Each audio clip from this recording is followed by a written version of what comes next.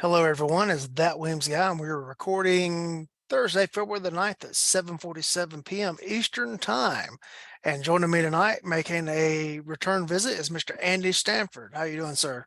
I'm doing well, and you? I'm going to make it. Going to make it. If you would, just reintroduce yourself to the audience. Yeah, hi, I'm Andy Stanford. Obviously, my day job's for Surefire as a consultant, actually, and involved with training, which is relevant to tonight's discussion. And I'm 61 years old. I just turned 61 last month. I started my combat shooting journey. Well, really, I started my combat shooting journey reading Guns and Ammo before I actually started pulling triggers on the journey. But I started pulling triggers when I was 15 years old with the Southwest Pistol League in Southern California. And then, and I'm sure we'll just go through a lot of this, so I'm not gonna beat it to death, but I worked as a full-time trainer and taught in half the United States and Europe and Central America during my career as a trainer, which I paid my bills, at least my share of them. We owned our house free and clear, so thankfully the bills weren't too big for a firearms instructor. But I realized I have over 4 decades of dabbling more or less in this area. So I guess that's the short version. I think some of the rest of it will just simply organically come to light as we continue with this podcast. Right. It seems like one of the big topics of conversation in the gun world is people argue about competition stuff versus training stuff. And then, is there any training value that comes from competition? And so tonight's topic is going to be competition as training. So first of all, I called Tom Givens. I called 3 people today, mainly for social reasons. And I talked to Lyle Wyatt, I talked to Skip Gokenauer, and I talked to Tom Givens. And I believe all 3 of them are major influences in the area of competition with its value for preparation, for self-defense or tactical application. My last person I called was Tom Givens, which was probably about an hour ago. And he said, I don't consider competition training. I consider competition practice more than training. And James Yeager, the late, great James Yeager, said that training was where you learned what to practice. Yeah. So, and I don't know, we'll beat this around and probably well, obviously everybody watching will come up with his or her own ideas on it, which is human nature. However, I think as I was thinking about this, Lee, you contacted me approximately a week ago, said you want to record next week or this week or whatever. And I said, yeah. And then I said, well, what do you want me to talk about? And you said, well, you brought up, meaning I brought up, competition as training, and that's what you wanted to talk about. So just, to first of all, let's define our terms. What is training? What is practice? I don't know. I do know this is that to I believe, I've never been in a gunfight, but from everything I've studied is you will, as they say, you'll not rise to the occasion, you will default to the level of your training. So the amount of correct repetition you do, you'll do what you practice, basically.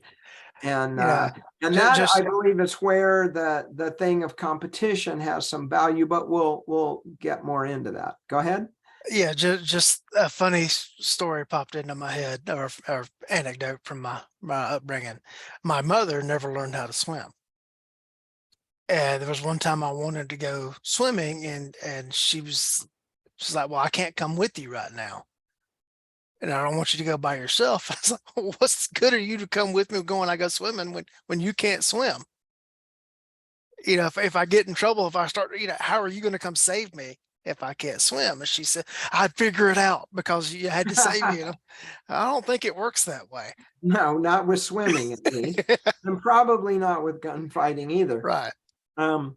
Right before we hit the record button, you said, where do you want to start? And I said, well, I look at this chronologically.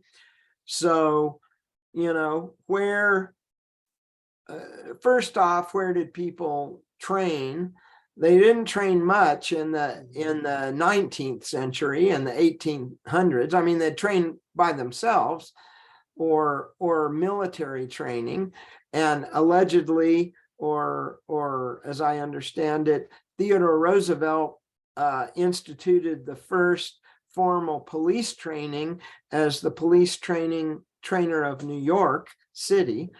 And then I've talked to Tom Givens and a lot of other people who say that formal police training really started in the 20s or 30s.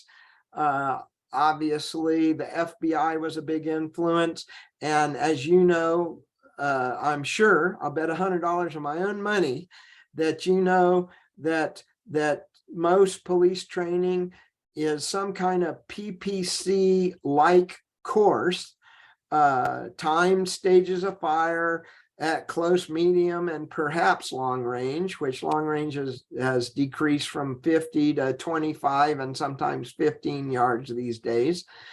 And so actually that's a pretty good way to begin this discussion, is I believe PPC competition was the first competition as quote unquote training or practice, or whichever you prefer, but a widespread and formalized system of shooting courses, standardized, in the case of PPC, nationally standardized. And it's funny, I have a American Handgunner magazine from 1976. And I saw it at a local gun store. I said, hey, can I buy that from you? And Gary Reeder said, oh, you can have it. And I think it's a very historical document because it has the National PPC Championships, the article written by Lucy Chambliss, who was the women's champion for PPC forever. And I think the guy who won it that year was a guy from Mississippi, if I'm not mistaken, named Philip Hemphill or whatever. I may have the name in the state wrong, but was the PPC champion. And in the same issue, there was a beta test class at Gunsight.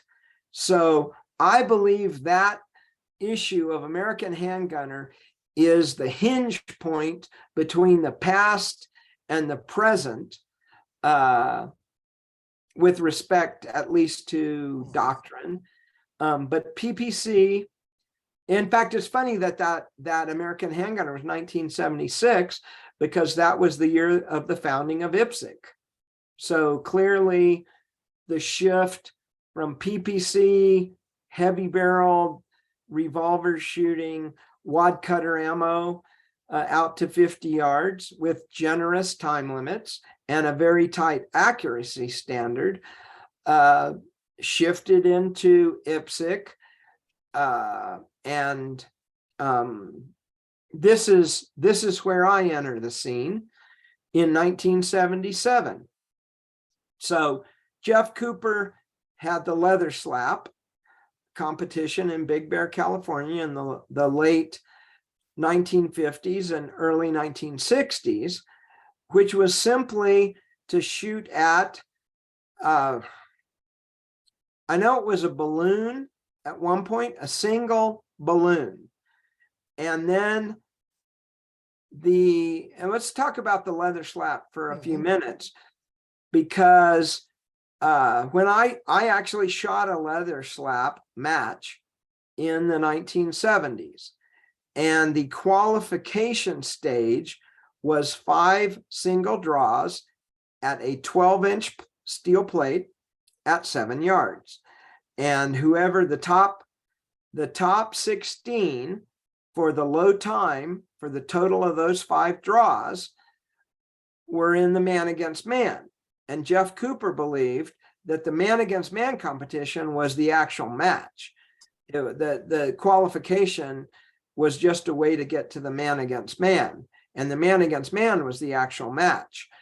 And so what do they use for the timing devices?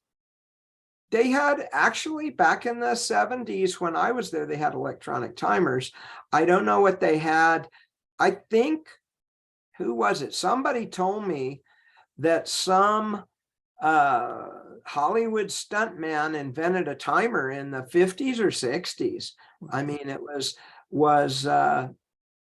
pretty early for an electronic device.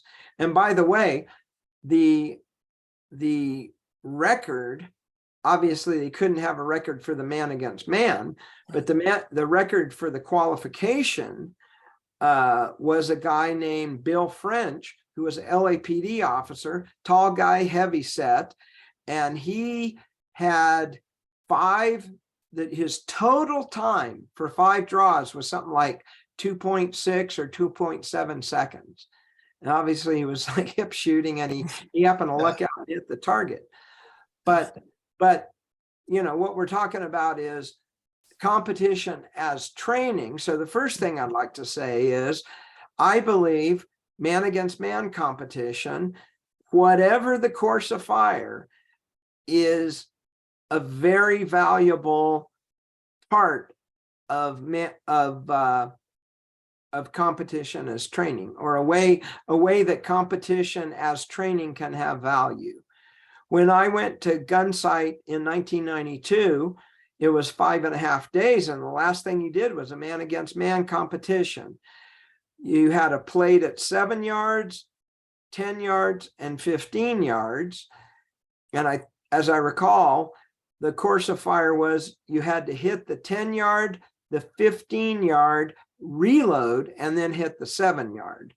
And it was 2 people firing at the same time on mirror image setups. And to shoot against another person that's trying to beat you, that dynamic is unique. It's different than shooting a course of fire by yourself or a stage by yourself.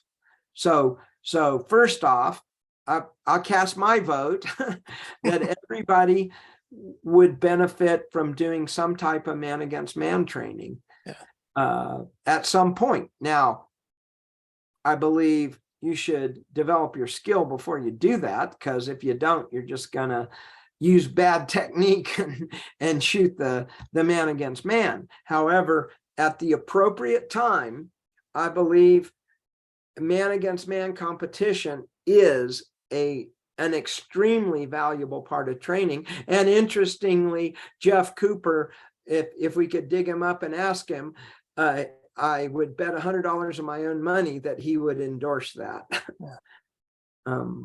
Anything you have to add or ask about that? Just against man training. Just want to point out that, as we've covered in numerous episodes, that the leather slap was where Cooper, Weaver, Phil Reed, Eldon Carl, all those guys, came into orbit of each other.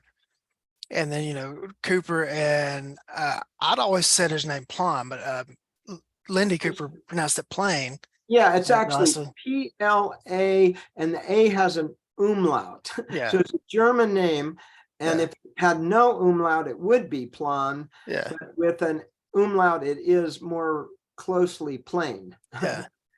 They were shooting the leather slap matches and everything, and then Cooper and Plain tried to evaluate what was going on, why were people winning, and that became the initial foundation for what we know as the modern technique. Absolutely. It grew out of this whole quick draw competition, but then developed into a doctrine for, basically gunfighting. Yeah, so what's interesting is, and I've tried to track this down, and maybe I will eventually be able to track it down. I don't know. But what was the guy's name? I'll remember it. But I tried to get at, where did Cooper's efforts change from the very specialized leather slap into the idea like the Southwest Pistol League, whereas Cooper says was diverse, open freestyle competition of matches. And I've gone on eBay and Amazon and paid whatever the asking price was for out of print books by Cooper in particular. He had a book in 61 called The Complete Guide to Modern Handgunning. And he's a hip shooter back then for close range.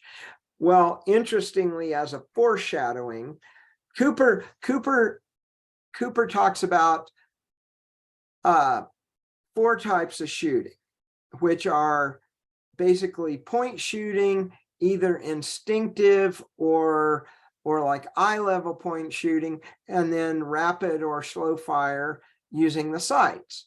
And there is a tiny picture of Jack Weaver, and it says here something like, here, California Sheriff Jack Weaver, who uses eye level. He uses one technique for all 4 kinds of shooting.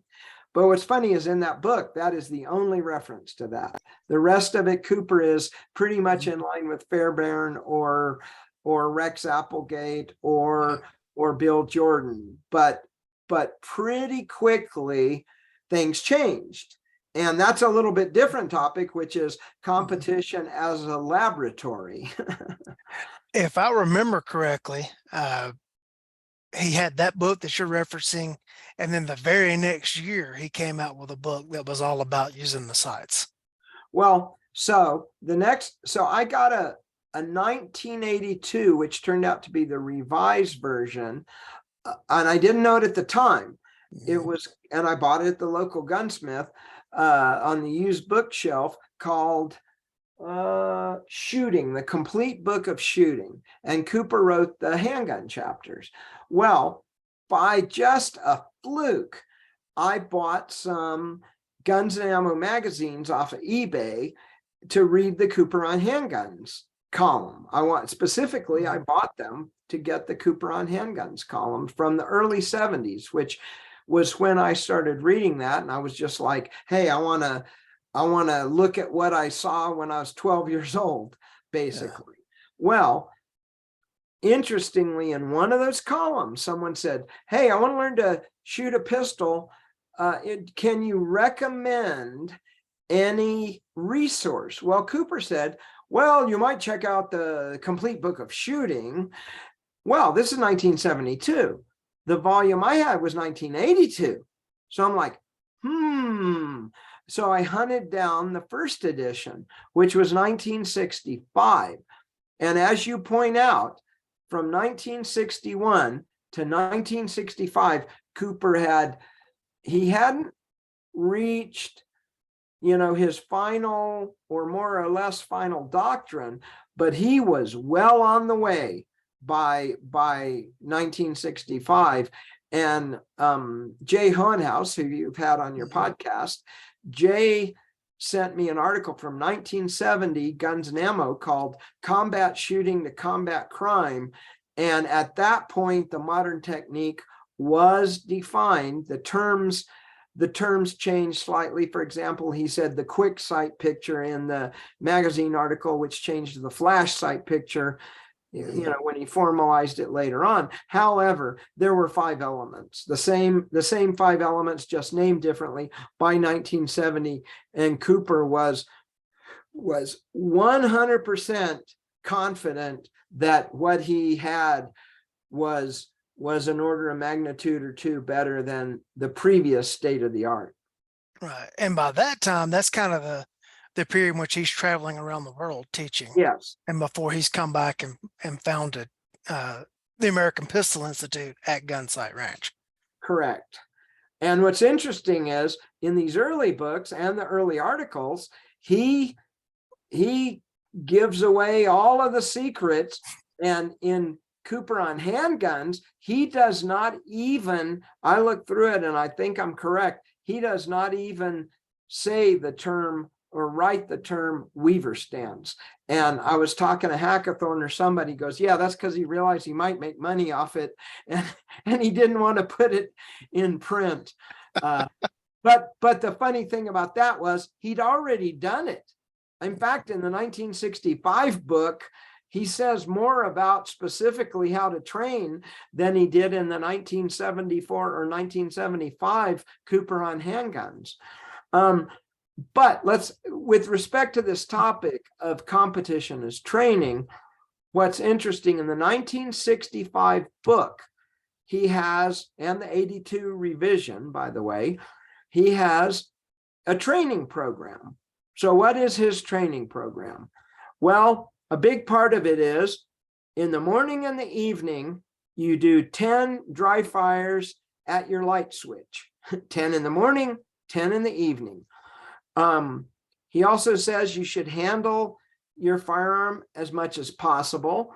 And he gives a very specific regimen for live fire. So what he says, and this is where this bears on what our specific topic for this podcast is, he says, so if you follow this program, you will expend approximately 4,000 rounds, and it will take you 2 years. And at the end, this is the main point here, at the end of those 2 years, you will be ready to enter competition. You will not win, but you will not embarrass yourself and you will not be unsafe. But the point here is, during the 60s and probably through the 70s, the state of the art of training was competition. I have a 1976 Southwest Pistol League course book. Most of those courses are found in the 1965 complete book of shooting, or at least half. So Rob Latham, in a podcast recently, in the last year or two, said, you know what? When I started, and he started about the same time I was, I think he was in high school. He said, when I started doing this, we just called it combat shooting. And John Holshan said, I haven't heard that term forever, combat shooting. So what we're doing is combat shooting. And as you know, at the Surgical Speed Shooting Summit, I gave you that little packet. It said the American Combat Shooting Club, so that's my little old guy, my old guy thing. It's, as far as I'm concerned, it's combat shooting.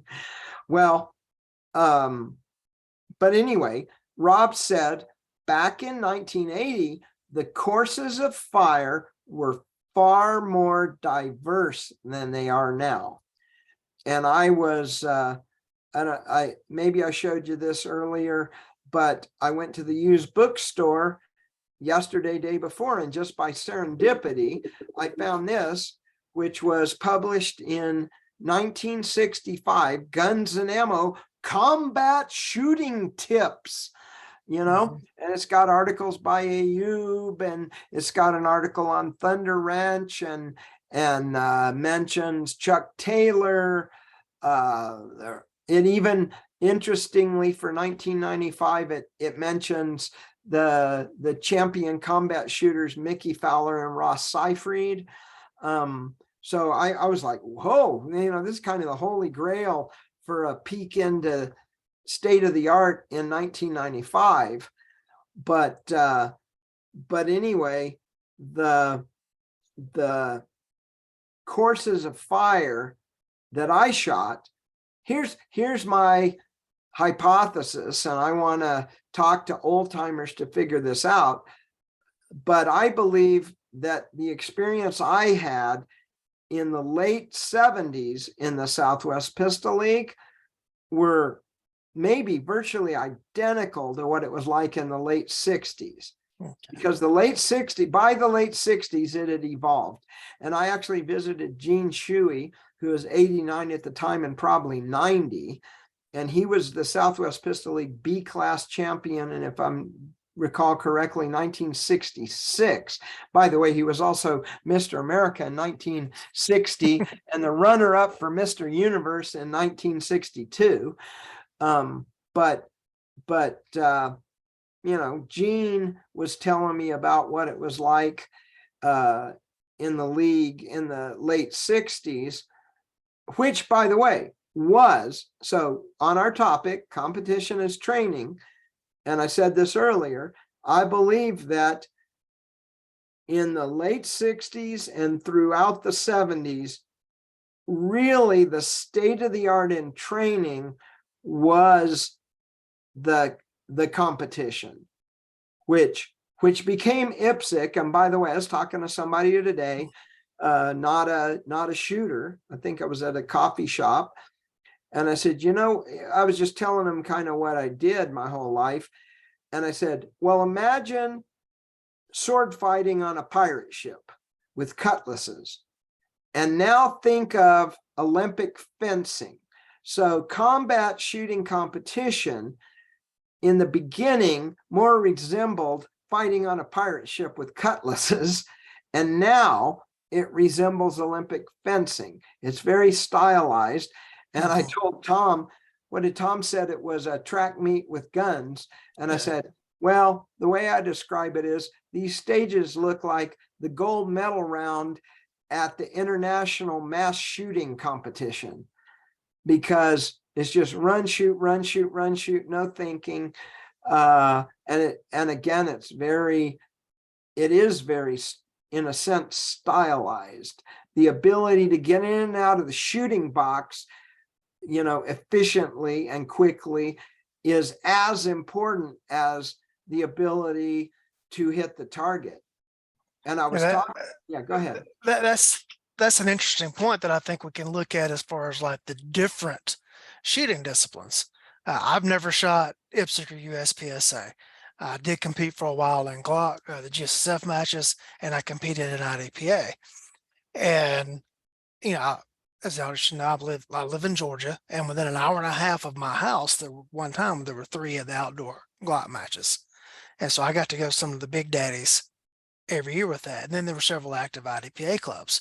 And so there would be some crossover between the people I would see at the Glock matches and the people I would see at the IDPA matches. And there were people who would beat me in IDPA convincingly.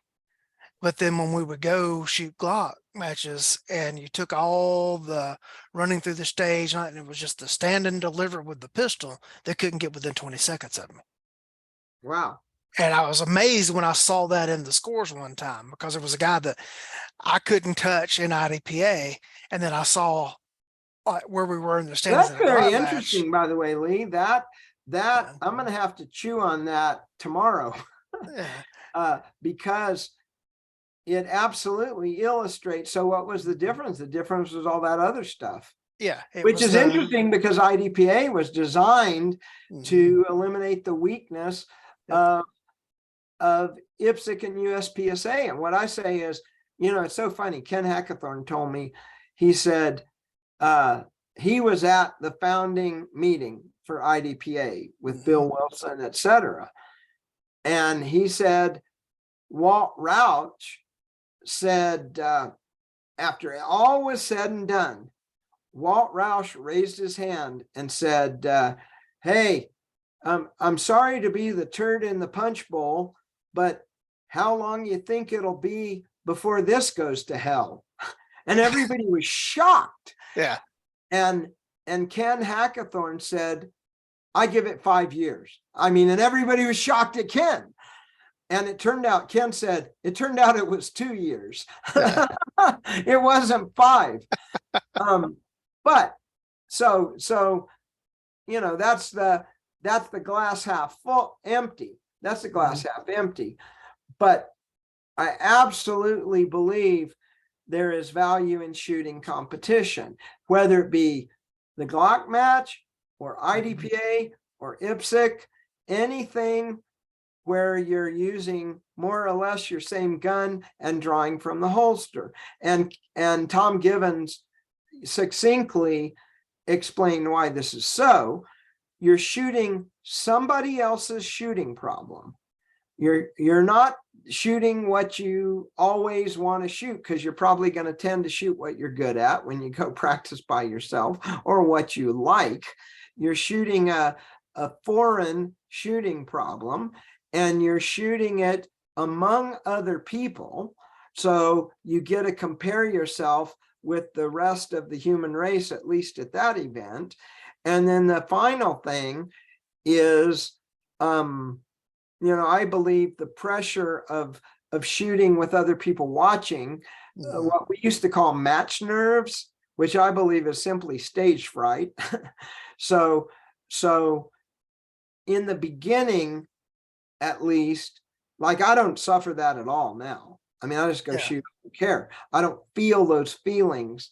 I do remember at a Soldier Fortune match, approximately 1990, on a pistol stage, bringing my pistol up, and it was shaking.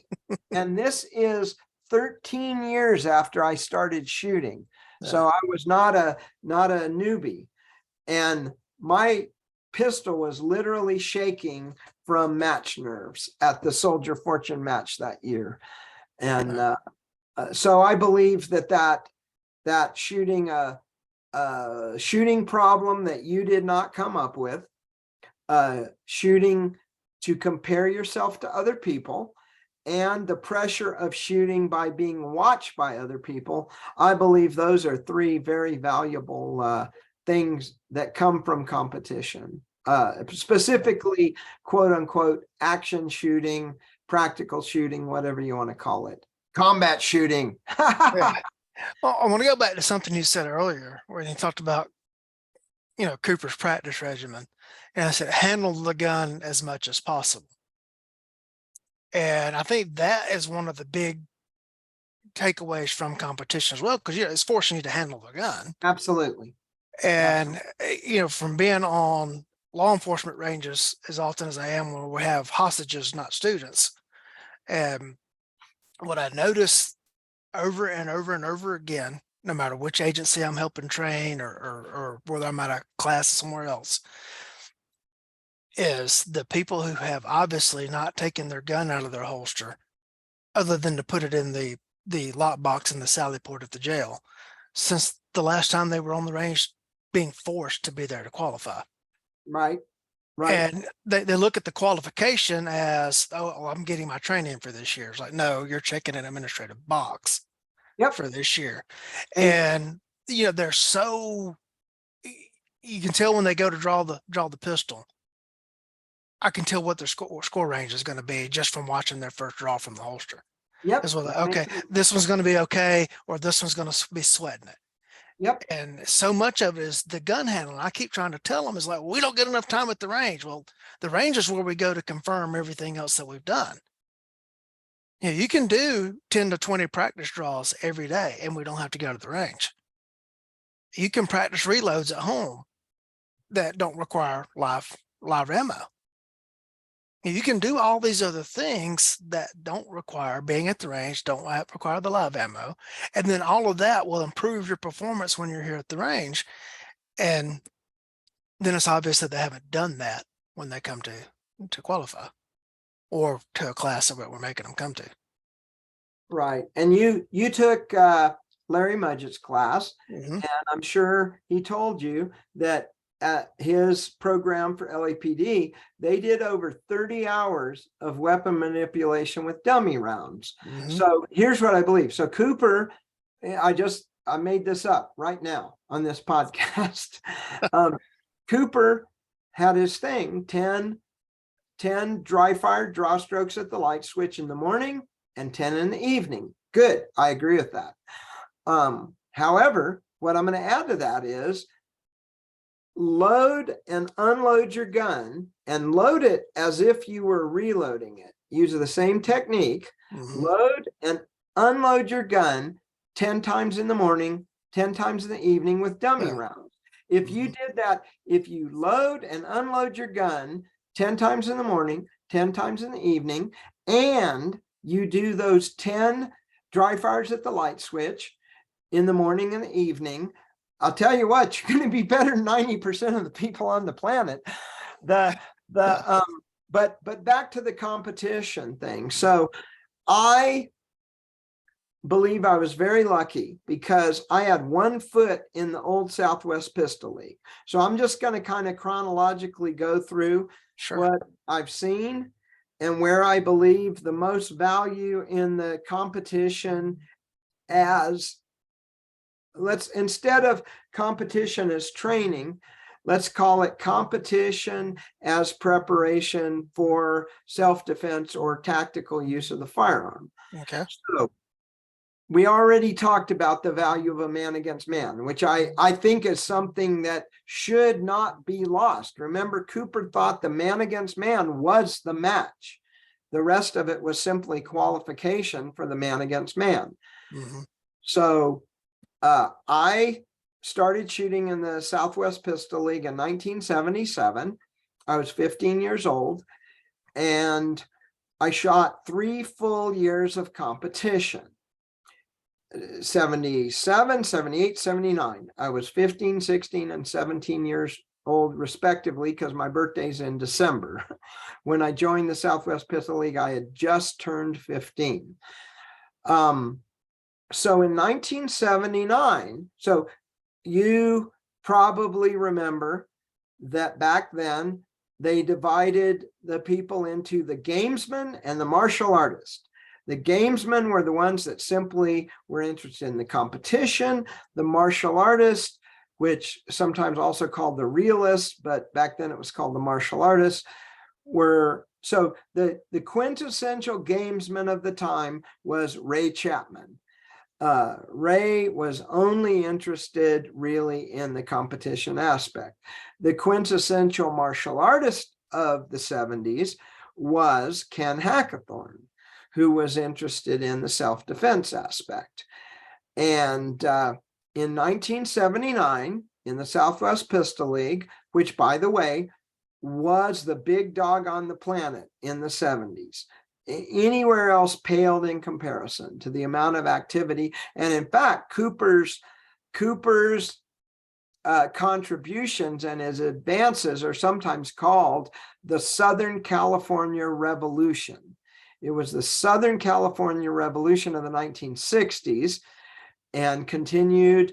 The Southwest Pistol League shot 11 matches every year, and you were given points depending on where you placed, and your best 7 finishes were totaled, and your total amounts of points determined where you placed for the year in your class.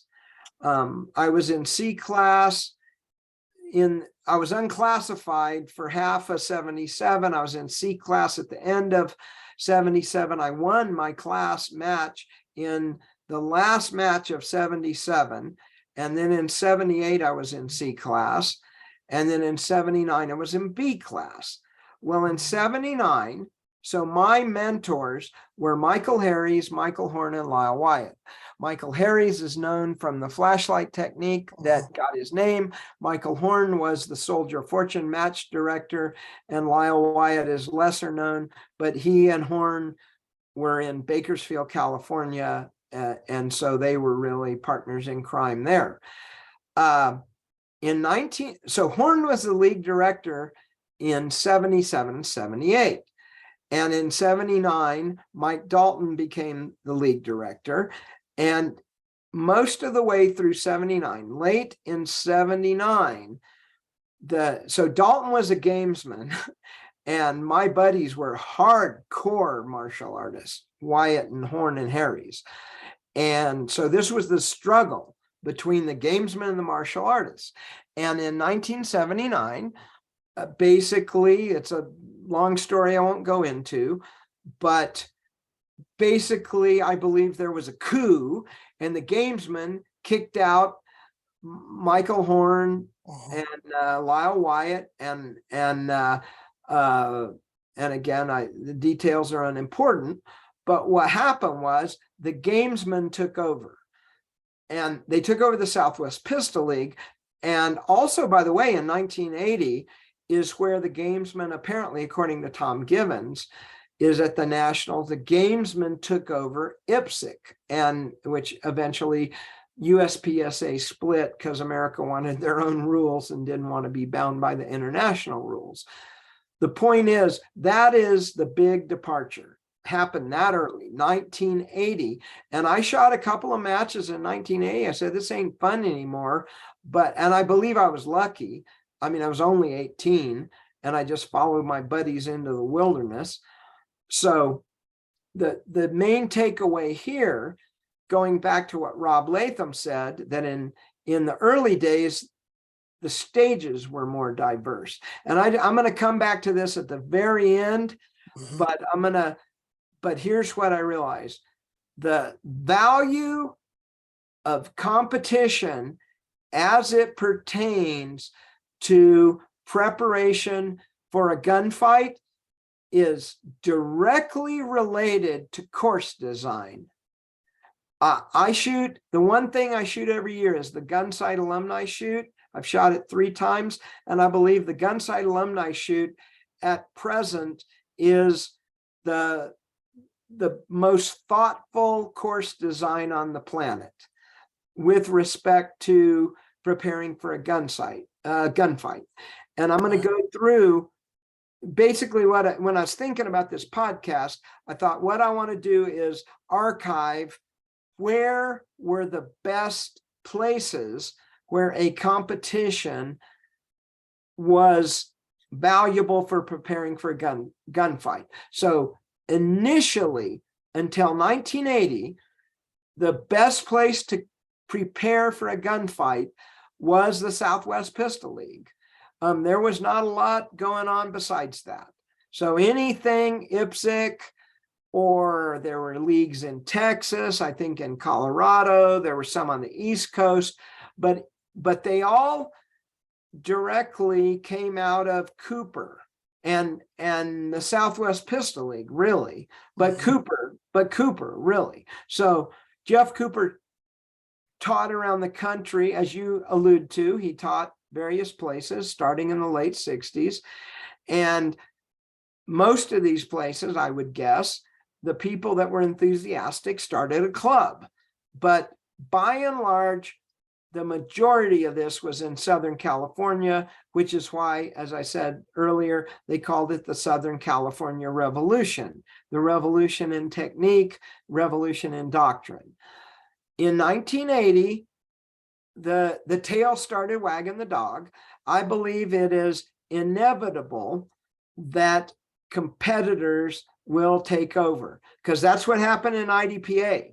You know, what I say, most IDPA is what I call IDPA run by USPSA.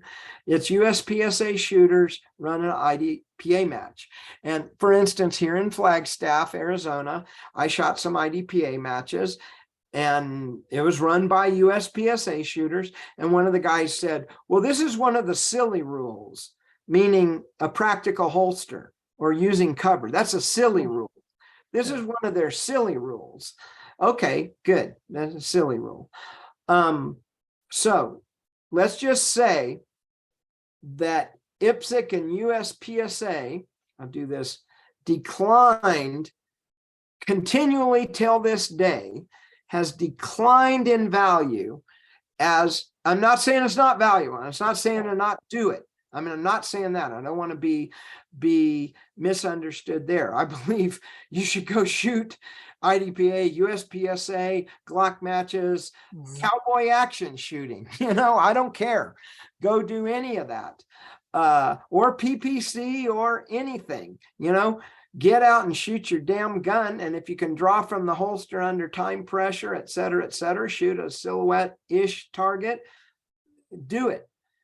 But that said, the early days were better for gunfight preparation. And by the early days, I mean pre-1980. It's so funny. This guy, you met him at the Surgical Speed Shooting Summit. The guy Keith Tyler, he's a top competitor. He won the USPSA Law Enforcement Award apparently in the 90s or the early 2000s.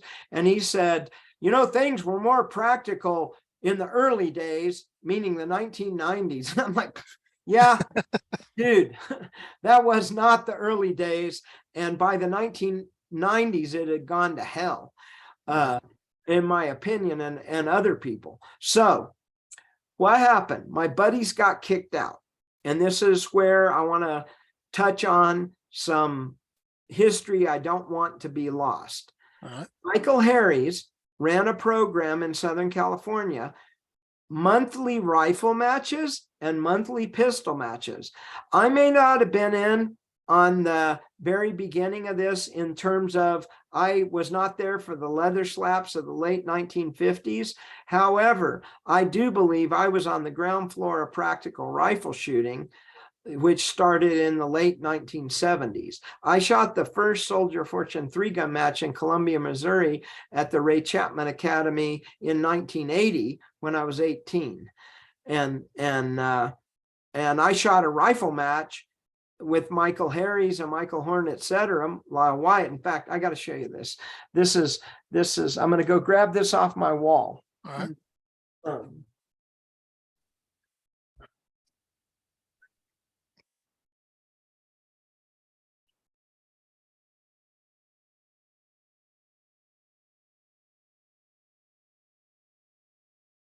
This is 1979, what I believe one of the very first combat rifle matches.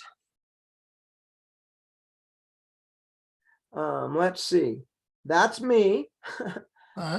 That's Lyle Wyatt, Michael Horn, and Michael Harries, 1979. But so, and that was at the location where Michael Harries held monthly rifle matches and monthly pistol matches. Somebody who was there was Daryl Bulkey, by the way, shot with that group. So those are what I believe. So let's take the lineage, Leather Slap, Southwest Pistol League, to Michael Harries' monthly exercises at Desert Marksman Range in Palmdale, California, or outside of Palmdale, up in the Angeles Forest. Michael said that was an experimental program. We were not there to win awards. We were there to experiment and learn what worked. Monthly pistol matches, monthly rifle matches. Simultaneously, Lyle Wyatt and Michael Horn from Bakersfield would, from time to time, hold full surprise exercises at various locations, invitation only, 12 people. And I credit that. I won the National Tactical Invitational, which I'll talk about in a second. I won that in 1994, my first time. And they're like, well, how did you win your first time here? I'm like, because of the stuff Michael Harries and well, mainly Michael Horn and Lyle Wyatt, and also Michael Harries. It was because of what I did in the 80s. So here's the point. The point is, quote, I mean, they scored it and there was a winner. So technically it was competition. However, there was a lot of thought put in the course design. There was a lot of thought. There was a purpose to everything that was done. It was not just run and gun for how, you know, the measure of effectiveness was not how many rounds did we fire today. It was what did we learn today. And so that really, where competition has value for preparation for a gunfight, is what did I learn today? If you learned something, then the competition was of value for preparation for a gunfight. Otherwise, it's just, you know, just mental masturbation. Or entertainment. Yes, or entertainment, which is And fine. There's Yeah. nothing wrong. And by the way, we know, and this is where I don't want this to get lost, the technical shooting and gun handling skills are important. What was so cool about this combat shooting tips is Walt Roush's, the late Walt Roush, article on the National Tactical Invitational. So anyway, we got a limited amount of time. We can't talk for 3 hours. We might talk for over an hour. I don't know where we're at now, but let's move along in history from. So I mentioned the first Soldier Fortune match that was held at the Chapman Academy.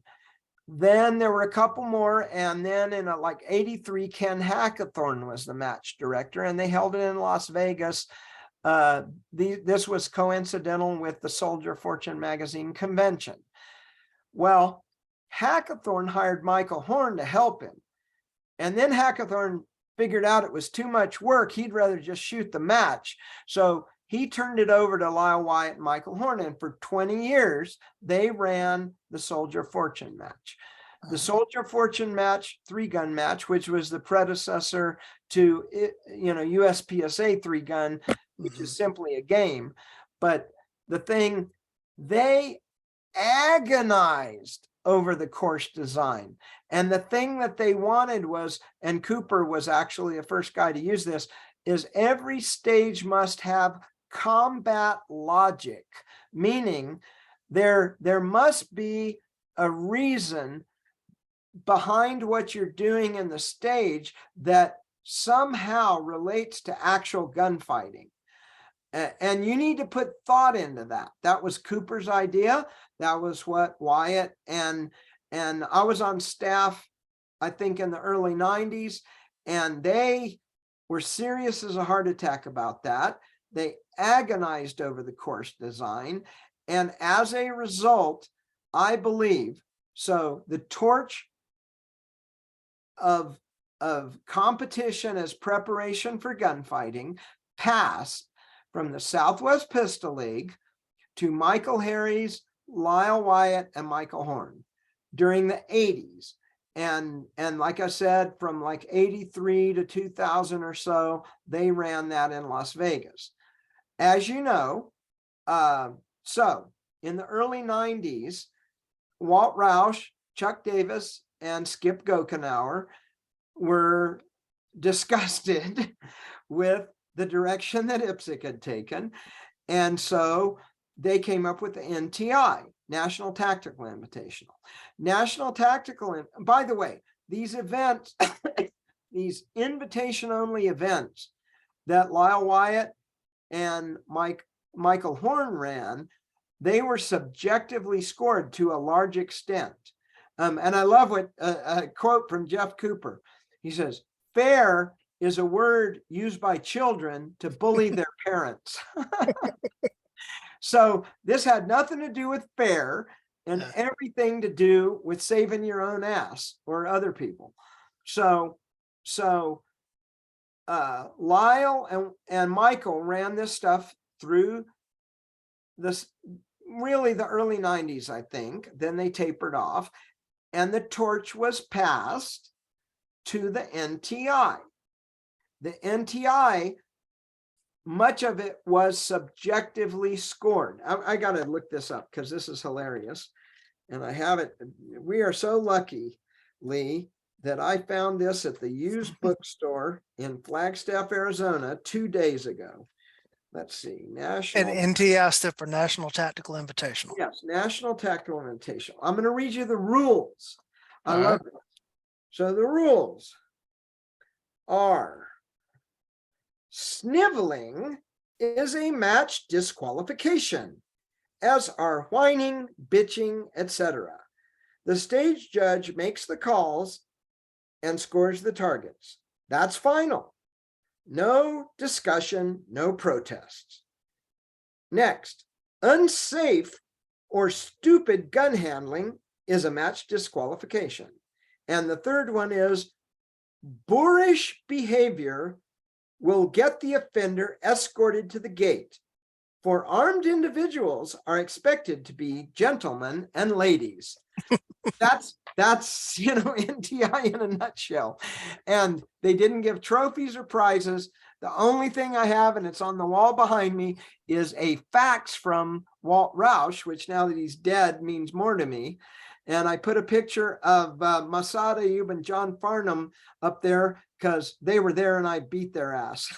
but, uh, but the point is, NTI, and I shot it the first year. It was at Gunsight. It was at Gunsight 3 years, 94, 95, 96. I shot it 94, 95 there. And I also shot it later in Pennsylvania. But NTI, the point was on learning. I mean, the goal was learning, and for them to learn, for you to learn. And they had seminars.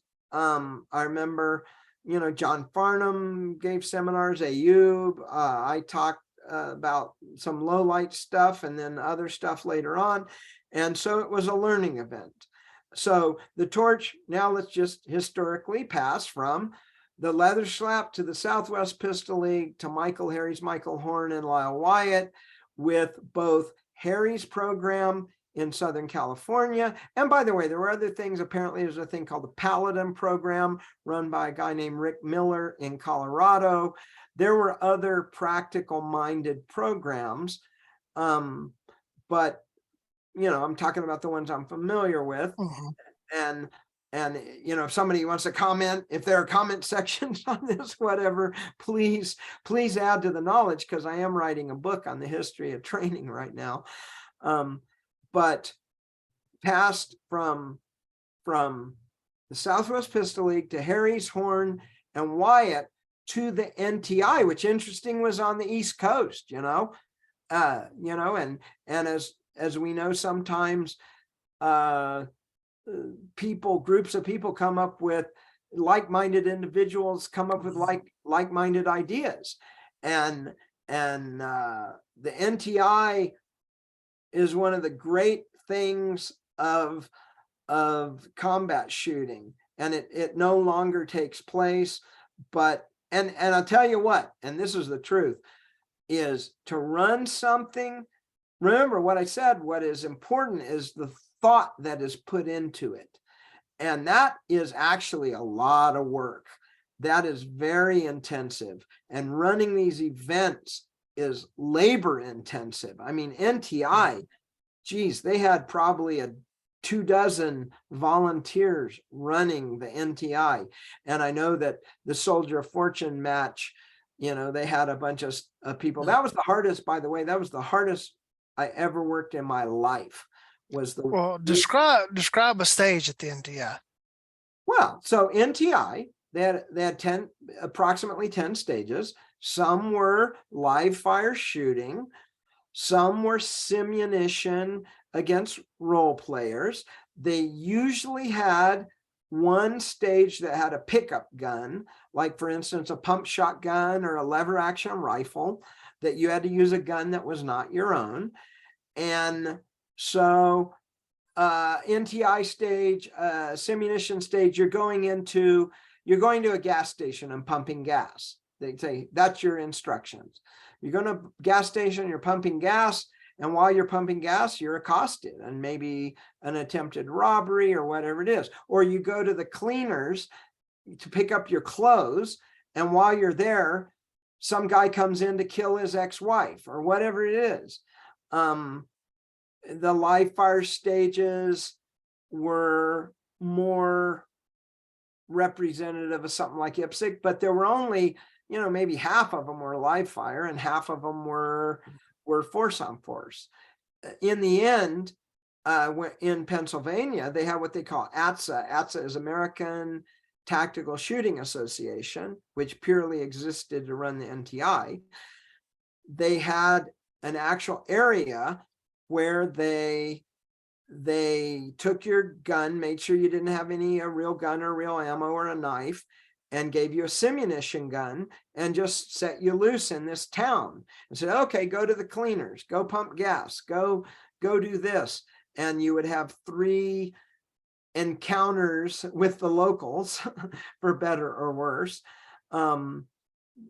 Just as an aside, by the time it got to me my 4th or 5th year, I was curious. I told them, hey, don't give me a gun. I want to just walk around completely unarmed and see what happens. So anyway, so there was that. Then, so today, and this isn't a competition, I just want to put a plug for Tom Given's tactical conference. Mhm. Really, I believe the torch has passed to Tom in the tactical conference with respect to keeping the flame alive for training on a larger scale as an organization. And what I mentioned earlier, I actually interestingly believe that the Gunsight Alumni Shoot is probably the best place for a competition. And I'd like to say one thing, which John Holsham blew up the internet about a year ago. I shot a local, it's probably a USPSA match, maybe it was an IDPA match, and I was preparing a student of mine to shoot the Gunsight Alumni Shoot. And I told her, I said, look, all I care about is you put all your rounds in the A zone, because that's how they score the Gunsight match. They give you a huge penalty for a miss, for one thing. Well, we shot the match. There were 13 people. She was 11th. I was, I think, 8th or 9th. But I had the second most number of A hits. She had the third most number of A hits. Second overall had the most. But the point is, first overall had 5 misses and hit 2 hostages. Yep. And still won the match. And as far as I'm concerned, anybody that hits a hostage should finish behind anybody who doesn't hit a hostage. Yeah. And anybody who has a miss should finish behind anybody who doesn't have a miss. Yeah, That's and that was kind of the beginning of the end for me in IDPA. I went, shot a couple of club level matches, got my clock cleaned, started putting some dedicated effort into it, and quickly moved up in several classifications. And I would go and I would be shooting for max accuracy at the matches. Like, it just burned me up to drop a point. I right. wanted everything in the down zero, and I never could get above middle of the pack. And it's like, okay, well, I got to start pushing hard. And I started seeing my standings start to creep up a little bit, but I started to do things like drop more points. And then I got into a couple of times where I hit non-shoots, or hostages or non-threats, however you want to call them. Like, all right, this is I've gotten everything I can get out of this. It's starting to be counterproductive. And so I gave it up and quit going. And plus there was some local political intrigue around some of our stuff here. And it just, okay, this my hobby, my entertainment and fun has ceased to be No fun. So I'm not, fun. so I'm not gonna do it anymore. And it's So kind of, I went back a couple of years ago and started trying to shoot matches, and I went to 2. And I'm like, all right, I'm done. And it's nothing against the people running the matches or right, and anything. again, It there's just wasn't any value fun. there. So there's Yeah. 2 things I want to make sure to Yeah. say. One is, I was talking to John Holsham last week, the week before, and I had the blinding flash of the obvious, which is an IPSC or IDPA or USPSA competitor is concerned with the aggregate of all of their shots on a stage as it relates to the stage design, the rules, the target, and the timer. So they're concerned with all of their shots and their total time. They are not concerned with each individual shot. And in the real world, each time you pull the trigger, you launch a death BB. And those death BBs are flying around in your town or your supermarket or wherever. And that's as literally as serious as a heart attack. And so I knew that and I don't have this figured out quite yet. And when I get to the conclusion, I'll let you know. But I believe it is teaching an improper mindset as pertains to pulling the trigger on a gun. Pulling the trigger on a gun for real in the real world is a life and death matter each time you pull the trigger, and has nothing to do with the sum total of the times you pull the trigger. And there seem to be a lot of people who feel that if you pull the trigger once, you are obligated to go to slide lock. You know, we see police videos or whatever is like, I believe Louis Arbuck was a real pioneer with his erratically moving targets, because he was like, he said, if you automatically fire 2 shots at a real human being who's moving, the second one's going to miss what you were shooting at, because that's just physics. So I believe in the value of competition. I believe that it will forge your skills. It certainly forged mine. However, and again, I'm still thinking about this, but Ken Hackathorn said, a gunfight is not an IPSC match, you know, and the flip side of that is someone said, a competition's not a gunfight, but every gunfight is a competition. So it's not necessarily either or, it's and both. However, boy, this, like I say, this is life and death, and you better be engaging your brain when you train, when you practice, and damn sure if you pull the trigger for real. And so actually, I just had a blinding flash of the obvious is how are you going to pull the trigger for real while thinking if you turn your brain off while you're practicing and training? Yep. And the thing you said about trying for A hits or all 0 down or whatever, and if you think about it, so some of these top competitors say, well, I try for about 90% A hits. Or the other thing is, to win, they really have to gamble, you know, to win a major match, you are pushing it on the edge and gambling. And I'll tell you what, you're pulling the trigger out in Flagstaff, Arizona. I don't want you gambling while me or my wife are the backstop. Right. I want you to be dead certain to the degree you can. And I believe that the stress on, like you're saying, when you shot, accuracy is so, because here's what I say. If you can't guarantee you're going to hit in practice or even a match, what do you think you're going to do when the bullets are flying both ways? Yeah. I really like the way you put it there just a second ago, is they're more concerned with the aggregate of every shot versus each individual shot. Yeah, I believe that's the crux of it. Yeah, I think that is that just sums the whole thing up in a nutshell. Yes, it right does. there. And like I said, it was a blinding flash of the obvious. And Hoshin said, wow, I think you actually put your finger on something there. We could have done that and the show would have been 5 minutes. Yeah, well, even a blind pig finds a truffle once in a while.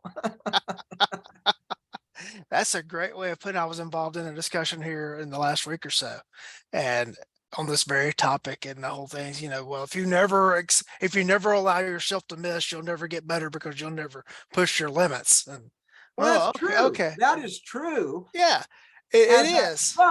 But, and again, so I, you know, I may seem wishy-washy in the sense that I'm not saying don't go compete. Oh, the other thing I wanted to say. So you go train, you go to Gunsight, you go to Lee Weems, you go to Tom Givens, John Holshin, John Farnham, whatever. You take your classes, you go practice, you feel like you've got a leg up on being able to do this.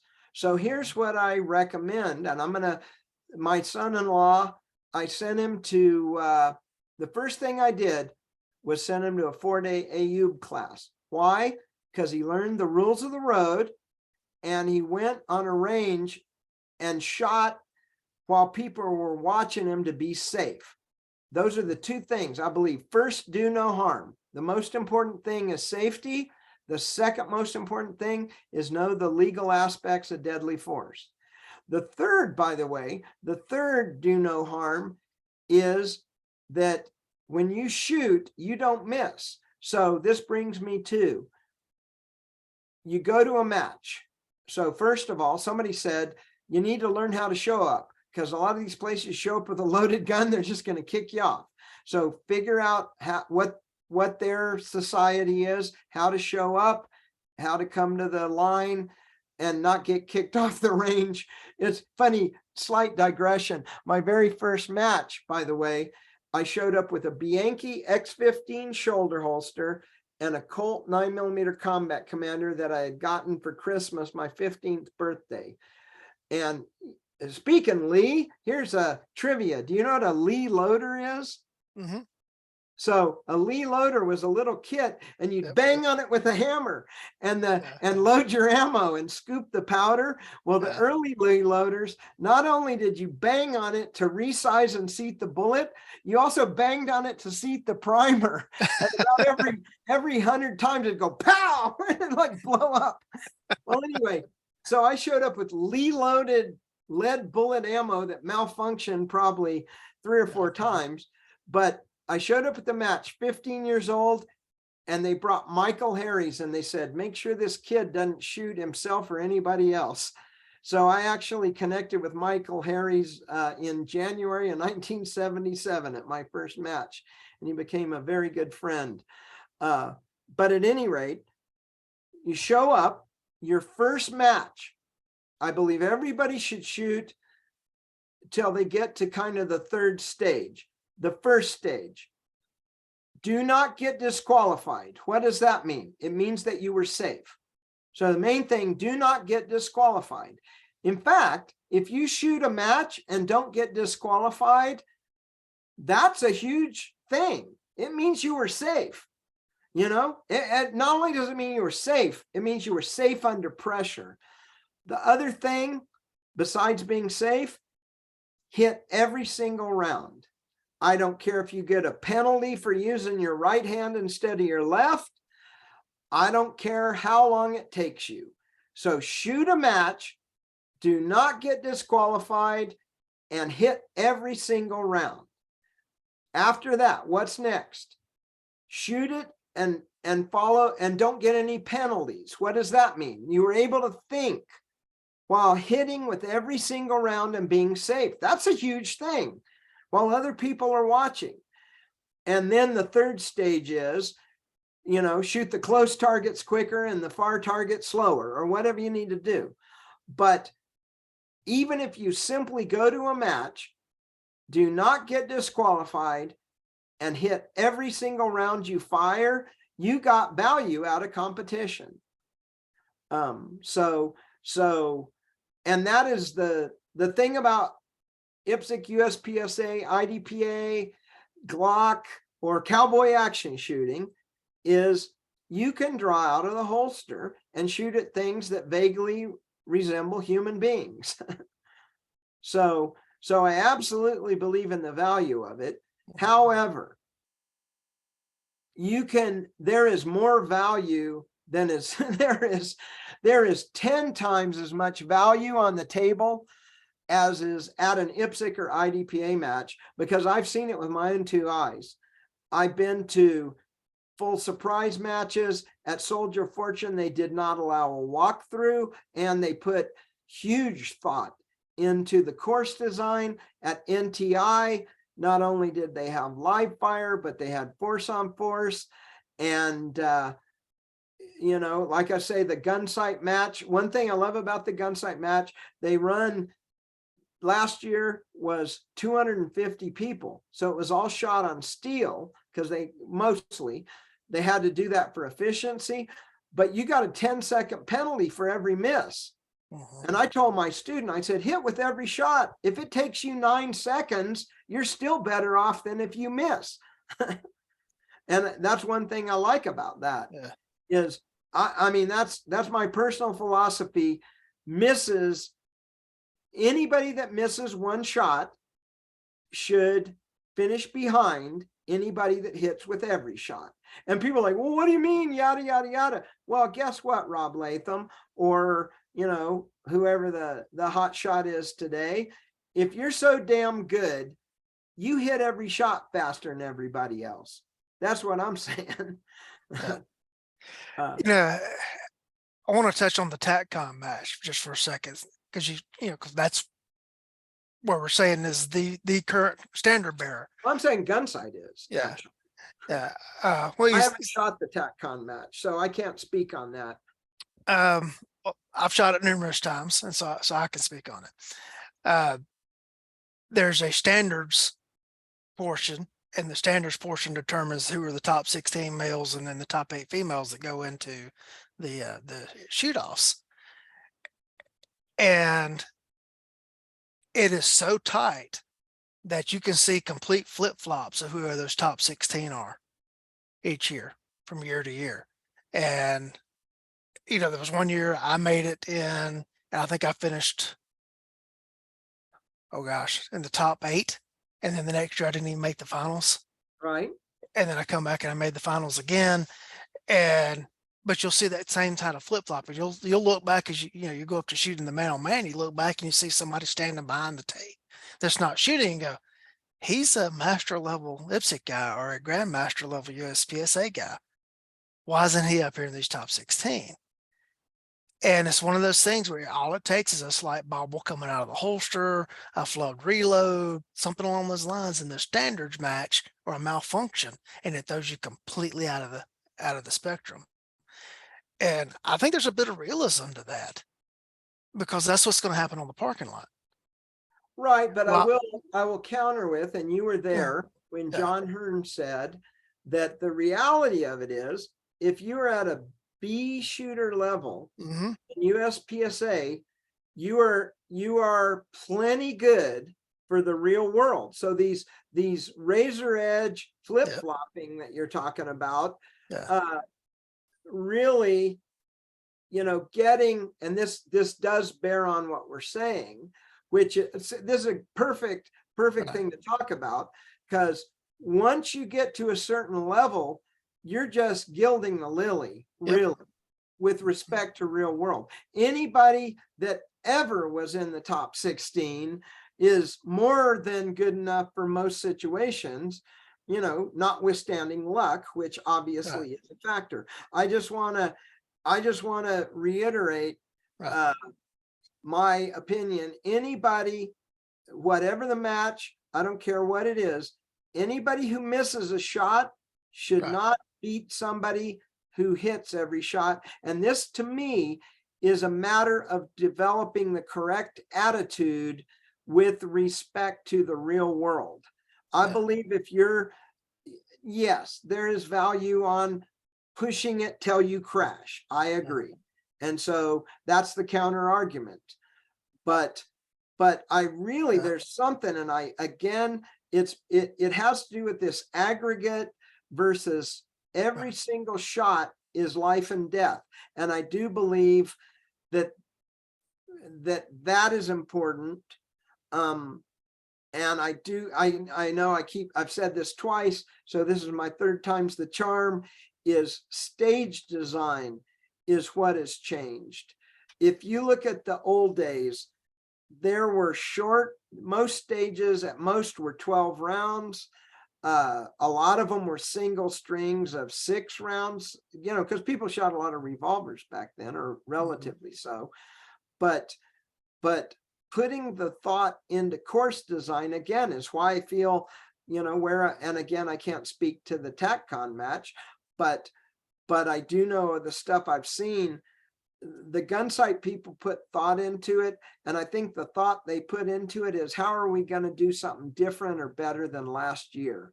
And that's what I saw in the Soldier Fortune match. And the other thing is, what are we testing? We're not just throwing targets out like taking pickup sticks or whatever. It's what do we want to test on this stage? What do and it's like, again, the thought put into the stage design results into forcing the person to shoot the stage to think. I don't know if you've read Dustin Solomon's book, but I'll send you a copy. I got actually 100 down in my garage. I'll send you a copy. That's a promise. But he says, so you have a simulator, like a FATS machine, and it's 4K and it's wonderful. And it's like, almost like the scenarios are Academy Award winning acting of the domestic violence or the bank robbery or whatever the scenario is. And he says that people confuse that is fidelity. And what he says is the actual fidelity is, what did the shooter have to do? Did what is on the screen make them move like they would have to move in the real world, or shoot or talk or whatever? And that is what I'm saying about course design is, did your course design cause the shooter to have to do some things that would actually happen for real? And you can see where this run and gun shit is not what they'd have to do for real, unless they're in the gold medal round of the mass shooting competition. That's not a real. I was watching something today. Some woman that said, whatever her name was, shoots the steel targets. They didn't even show the targets. They just showed her. Bang, bang, bang, bang, bang, reload, bang, bang, bang, bang, move, reload, okay, that's all good and well. And I'm not saying there's no value in that, but boy, and this is my, people say, well, the Delta Force shoots competition and the SEAL team shoot competition. They weeded them people out for their mindset long before they shot competition. The competition is not going to ruin them. It is going to ruin somebody who, because they made a grandmaster, they think it got dialed in, and they got no hand-to-hand skills, and they got no first aid skills, and etc. And they don't carry a gun. Hey, Lee, I got this thing with me every damn day. Yeah, that's my 5-shot airweight IPSC gun. All right. Well, we are fast closing in on an hour and a half. So do you have All right. Well, thank you very much for this. This has been great. Any closing thoughts? Course design. And every time you pull the trigger, you're launching a death BB. And that is life, literally life and death. And as John Hearn said, you really don't want to be pulling the trigger in the 21st century. So, as I've said a million times, your number one option for personal security is a commitment to avoidance, deterrence, and de-escalation. And I'm the world's biggest chicken. All right. You're looking at him. How can people get in touch with you if they want to? I don't know, stanford.andy@gmail.com. I'm working for Surefire as a consultant, but I got some private students. If you're in Flagstaff, Arizona, show up, we'll go to breakfast or lunch. All right. Thanks, Lee. And you're great. I love what you do. You are archiving important stuff, and it's an honor to be here a second time. Well, thank you. Thank you for joining us. And just like your number one asset is your time, the audience's number one asset is their time. And as always, I'm appreciative that they choose to spend some of it with us. All right. Thank you very much.